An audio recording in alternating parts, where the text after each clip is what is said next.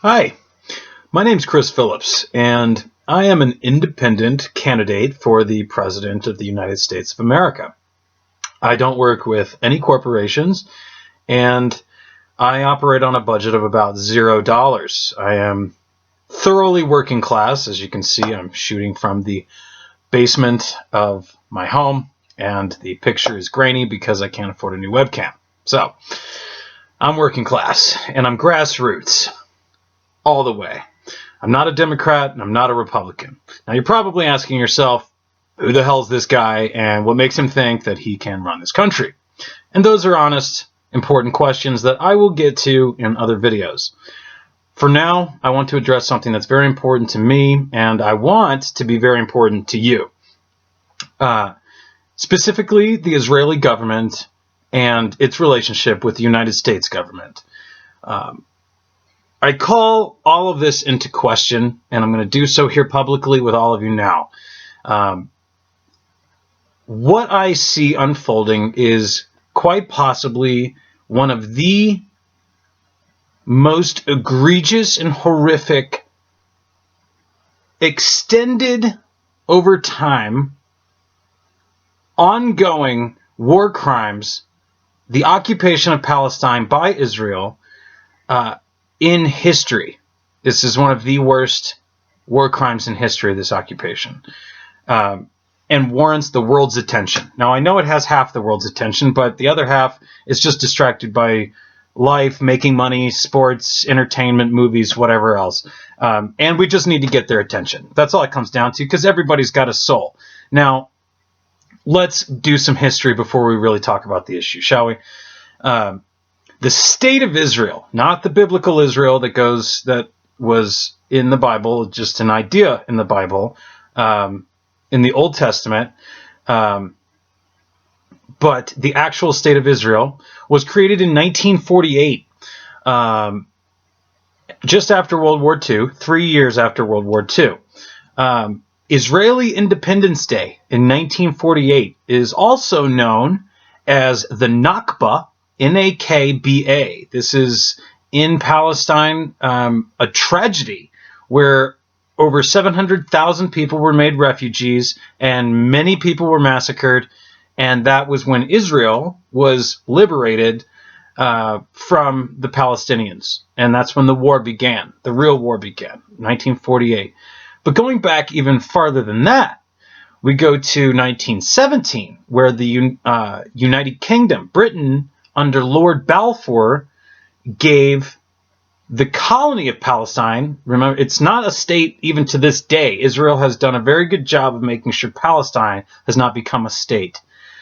Because if it did, then they'd have more rights as people. That's central to this problem here. I support Palestine as a state.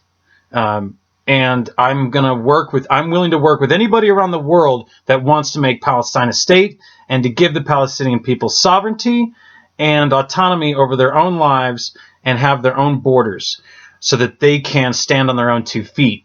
Again, after almost 100 years, that the Zionists, who are not Jews, again, I need to establish here that the people taking over Israel are barely Jewish, okay? Here is a website. It's called TrueTorahJews.org. Against Zionism. Okay. I am not an anti-Semite. Semites include Jews and Arabs, okay? And we are talking about Zionism. We're talking about an ideology that does kill. Real Jews follow Mosaic law, as in thou shalt not kill.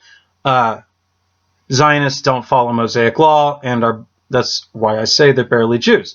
So here is TrueTorahJews.org. Where in the Torah does it say that Jews can't have a state? Leviticus 26:33.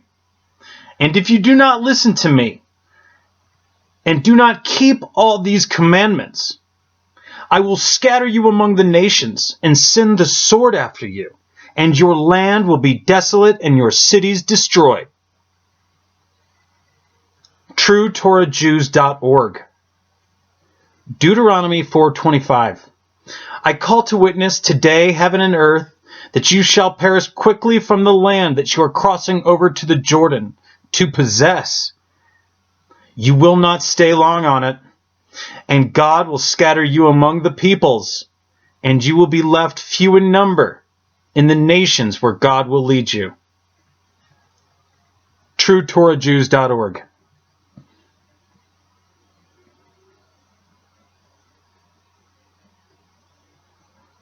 See, in the Torah, in the Old Testament, and this is, again, you want to create a religious nation state, then let's study the actual texts and scriptures of that religion for what it says about creating a nation state. And this is what it says.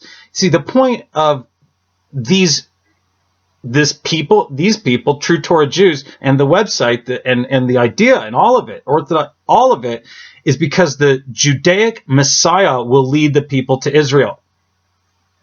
That's what Orthodox Jews believe. You can find out for yourself just how many Orthodox Jews believe this. Go to Google and Google image Orthodox Jews burning the Israeli flag. Just Google it. Look it up. Hundreds of pictures. This has been going on a long time, and real hardcore Jews who don't want to kill anybody and don't want to kill Palestinians are standing up to this. And I'm just exposing it. I want to give it attention and respect these Jews and work with them. Again, this is about all of us who are peaceful coming together to create a better way forward for all of us. Israelis, Palestinians, and everyone. I'm not against the Israeli people. I'm opposed to the Zionist policies of the Israeli government. That's the issue here. Okay?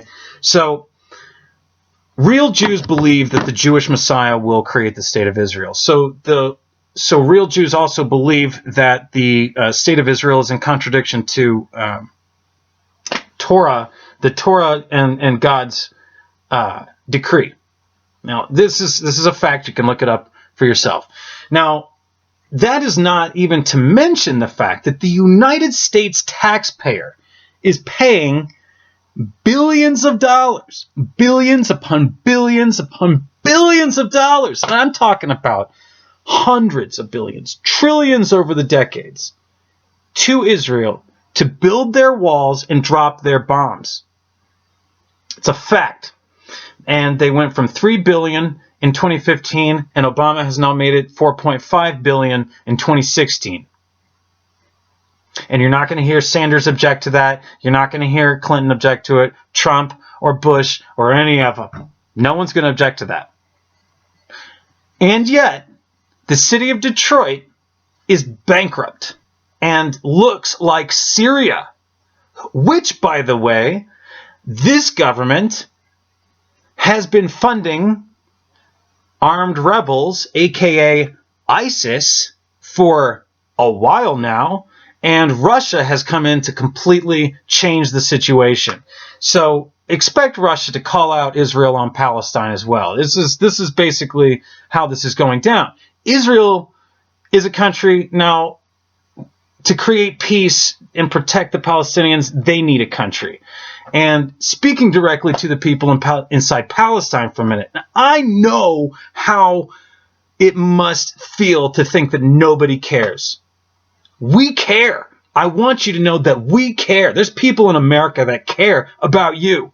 Here, we know that we've been paying. I've been paying to drop those bombs, as if that's not deplorable. I'm ashamed of myself for having endorsed such a policy. So I want to apologize to you, the Palestinian people, for what I've empowered the Israelis to do. Now, that being said, please hear me out.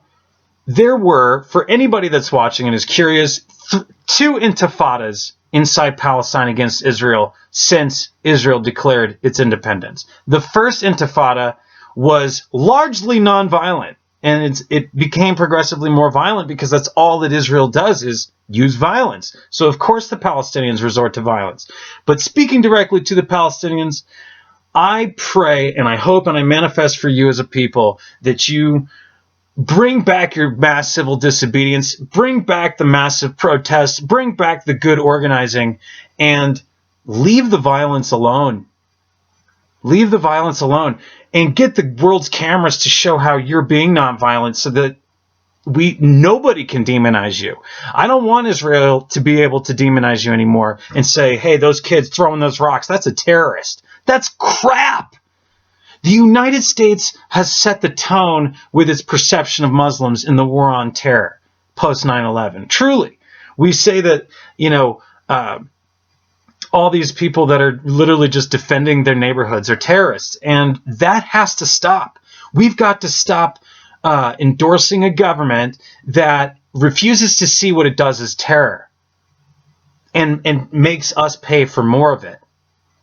So, all of this being said, I want you to look me up. All of you out there that want peace, that want an end to the war on terror, that want an end to the war on drugs, that want an end to the madness, you want to see an end to the Electoral College, a return to the popular vote, you want to see all the corporations taken out of politics, you want to see a return to peace, booming new industries. I'm Chris Phillips, and I'm running for president.